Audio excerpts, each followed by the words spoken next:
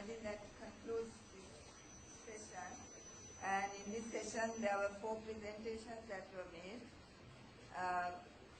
The first 2 were concerned with evaluating the hyperlipidemic potentials of Sri Lankan varieties of the commonly consumed vegetable okra and the spice cinnamon, while the 3rd and the 4th papers were dealt with acetylcholinesterase and antioxidant properties of Cisalpina bonduc of the wood and the effects of the Belimal or Egrema amylos on sodium potassium ATPase activity in certain body organs of the rats. So I think we have to congratulate all the 4 presenters for making good presentations and keeping to time. And as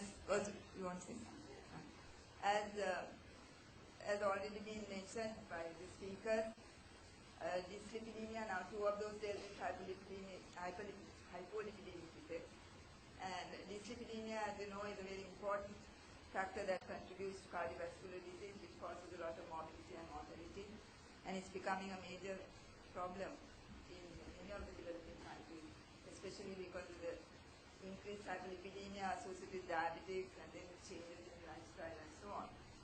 And so there's as was also mentioned by one of the speakers, there are many drugs which are currently used for controlling the hyperlipidemia, but these are, they can produce toxic side effects on long-term use and they are very expensive.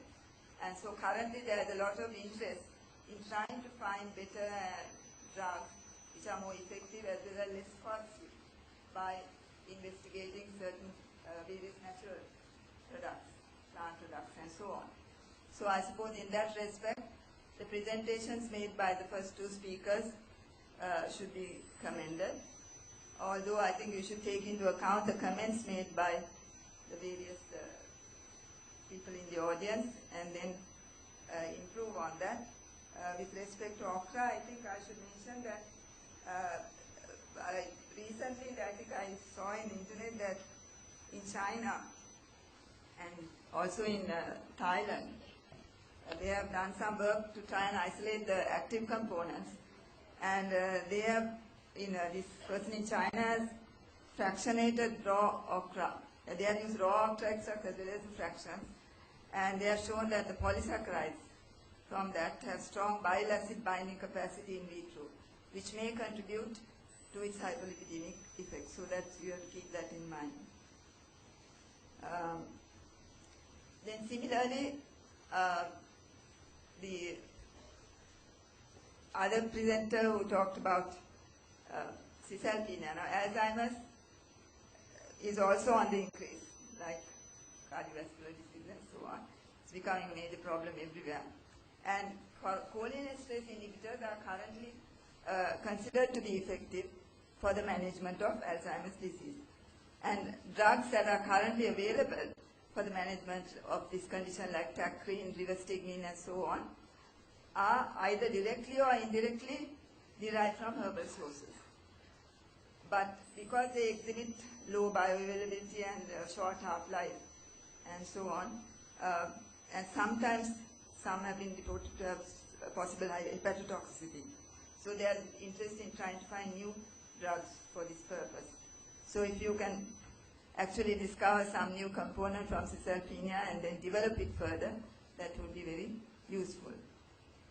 And as for the last presentation, Belimal, of course, is a very popular drink in Sri Lanka.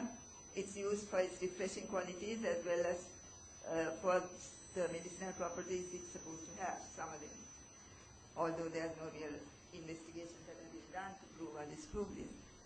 And you have done the work mainly on rats, but I think you have to use this as a basis and try and talk to some clinicians, carry out a clinical trial, because that is the one that will give the sort of actually more acceptable results, like Ms. Fernando was saying.